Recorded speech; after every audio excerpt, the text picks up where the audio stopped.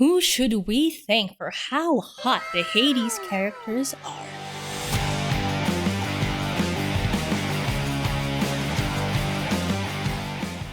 Hades, the story of a sheltered son of a god, fighting to flee the confines of the underworld and his overbearing father. It's also a game that launched 1,000 ships of thirsty fans overwhelmed by how insanely attractive everyone is. I mean, even Skelly's got fans. We've seen a lot of versions of the gods in Greek mythology in several different video games, so with myths being reused again and again, what makes a good and unique reinterpretation of a pantheon so frequently visited by various forms of media and literature? How can a game pay homage to the original myths while keeping it fresh? And since the hype's back on with the recent drop of the Hades 2 tech test, why not celebrate the beauty of the first game as we await a brand new, surely attractive, full cast? Let's try to find out why. Given that this will be a deep dive, beware of spoilers ahead.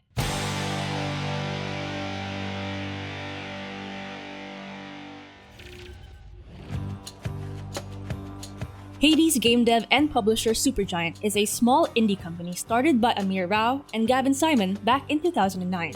Since then, the team has steadily grown, where the most notable addition was self-taught artist Gen Z. Z was featured in Skullgirls from Revenge Lab Studios and used to work on Gaia Online as an environmental artist before she caught the eye of Supergiant's co-owners while working on their first game, Bastion. She was brought in to immediately become the art director for their next game, Transistor, and has been with the team ever since. As Supergiant saw success after success in their titles, their team kept growing bigger and bigger, with a recently expanded art team and years of experience now under her belt. Supergiant and Z were now ready to tackle the Olympian undertaking that is Hades. In an interview, Z mentioned her style follows a love for both classical and modern movements, with inspirations like John Singer Sargent and John William Waterhouse, to Square Enix vets Akihiko Yoshida and Tetsuya Nomura. Meshed between these two contrasting art references, Z wields her inspiration from both sides with a deft and creative hand that gives her a unique perspective and approach to her work. This contemporary eye plays a huge role in creating the visual identity of Hades.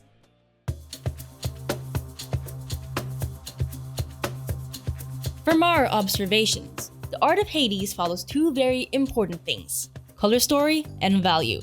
Color story is the selection of shades to create a statement or movement. Value is an element of art that dictates the balance between the lightest and darkest shades in a piece of work, both equally vital. Additionally, Z mentions in an interview two main inspirations for their visual direction: Fred Taylor and Mike Mignola. Fred Taylor was a painter from the early 1900s who created a lot of poster work for railway and shipping firms. Also, he was a professional camouflage artist back in World War II. His work shows his eye for color and harmony. His pinpoint focus on values placing shadows in strategic areas really make the depths in his landscapes pop. That perfect capture of ambience was definitely important to Hades. With this knowledge, you'll be able to see that from the underworld to the mortal world, by simply entering a new area, you'll recognize exactly what level of hell you're in and what dangers lie before you. So when you are finally reprieved from the hellish red rivers of lava that plague the fields of Asphodel and into the arms of the calming, lush blues and greens of Elysium, you know you must beware the butterflies. For the second inspiration, Z and team turned to Mike Mignola.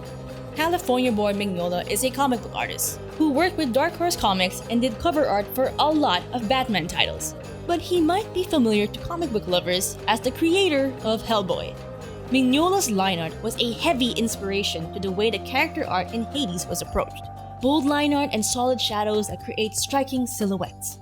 Alan Moore of Batman, The Killing Joke, once said in his foreword for Hellboy Wake the Devil that Mignola, from the evidence contained herein, has accurately understood Jack Kirby as a living force that did not perish with the mortal body.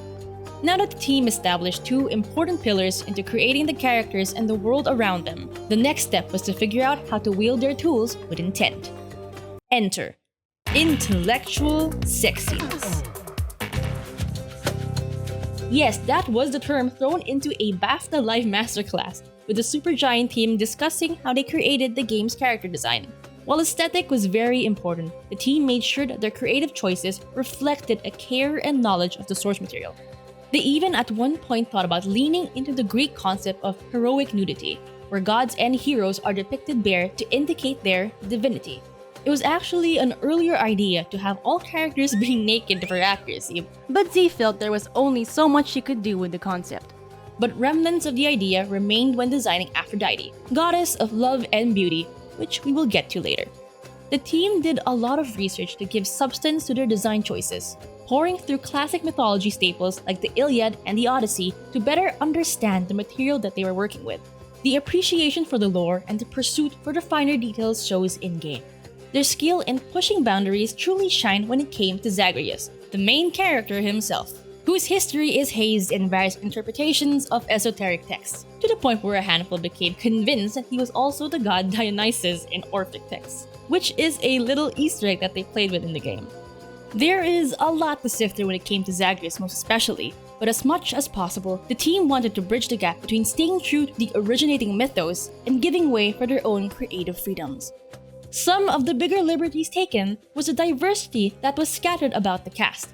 The gods take their divine forms with different ethnicities, something very important to Supergiant, as their design team is filled with many talented POCs. Greg Kasavin, writer and designer for the company, mentioned regarding the gods, they're called the Greek gods because they were worshipped in ancient Greece, not because they themselves are ethnically Greek, adhering to the notion that the gods are universally powerful and can take on any shape or form they so choose. By doing this, the Hades cast is able to showcase a diverse set of beauty while also reflecting different types of people from all over the world. Love and jealousy go hand in hand, don't they, dearest? Although the former is much more pleasant, isn't it? Like we mentioned before, color is integral to storytelling. Artists can use color schemes and designate it to a character to represent their personality, history, or even a facade that the creators want us to see. They can also be used for players to easily identify when they, any other character, or any item associated with them appear in-game. A lot of popular depictions of Greek mythology during the classical and Hellenistic periods consisted of a lot of white marble statues and ancient pottery painted with liquid clay or slips. Both forms worked on more monochromatic basis versus having a lot of color. Adding color to identify characters in Greek mythology is not a new thing.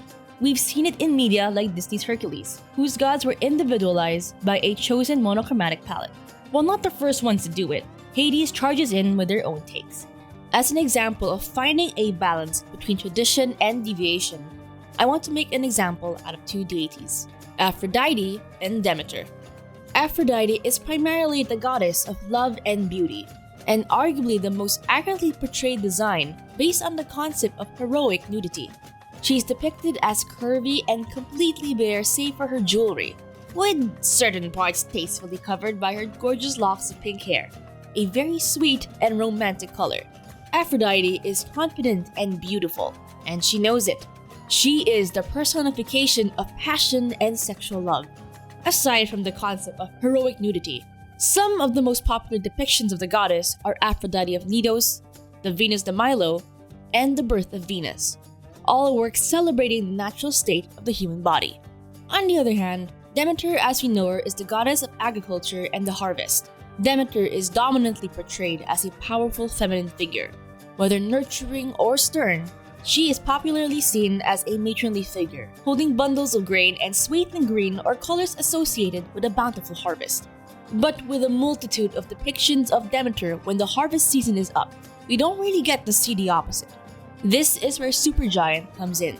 When we look into the game, her daughter Persephone has gone missing, and so spring and growth has come to a halt foreseeably. Winter plagues the mortal plane, veering away from the majority of iterations that show Demeter in her best light. There is something very refreshing and imposing about Zagreus' grandmother when he first meets her. The goddess traded traditional greens for an icier white, complete with draping furs and frosted fingerless gloves. But there are still ties to her other seasonal side, with a regal halo of frozen grains around her icy blonde hair and the green sash clutched tightly in her hand, which we will get to see later in this video. This is just a good example of when you play around a concept as widely known and done as Greek myths, but know how to push out of the box with a research perspective. The frost-bitten horn which you bear once overflowed. It holds a certain power still, of course. But never again shall mortal kind take it for granted. Design and function can go hand in hand. You want to make sure the design is serving the visual purposes of the game and of the characters being created.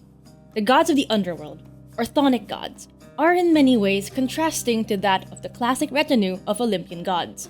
In Hades, it is clear to see that the identity and appearance of the environment and its denizens go hand in hand.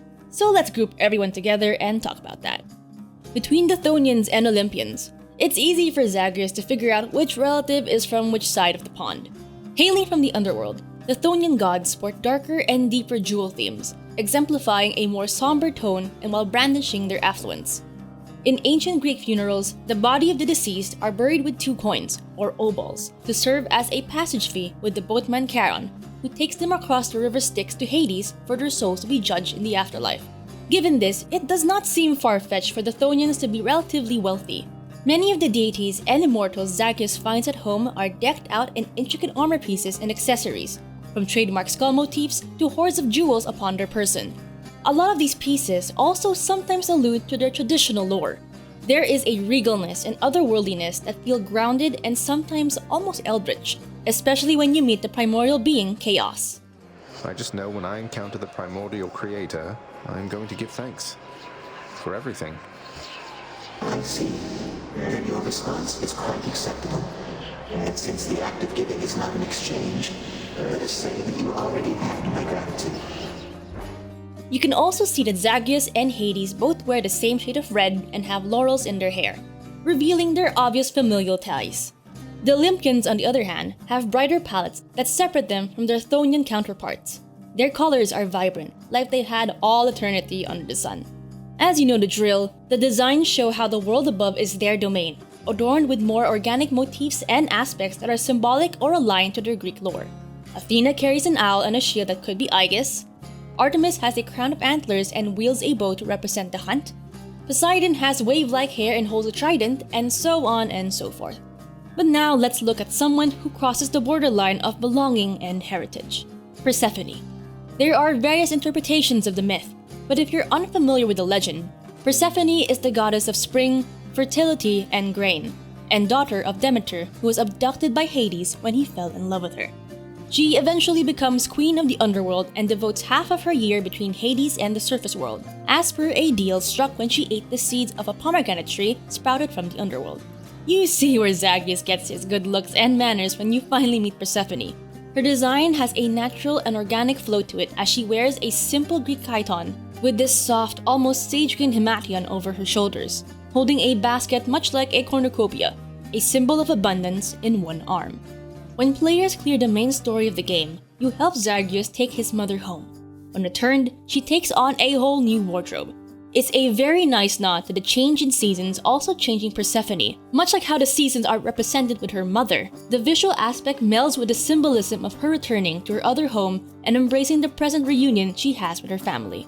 She still keeps her links to the surface and her mother though, with a green ribbon tied to her hair, one that looks very similar to the ribbon we mentioned Demeter was always holding when we see her.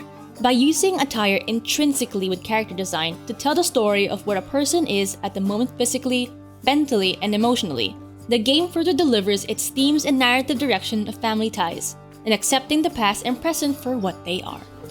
A bit of collaboration seemed in the spirit of things. We're a great big family, Zagreus. Past time we started acting like one, no? Now keep it up. And thank you for your help.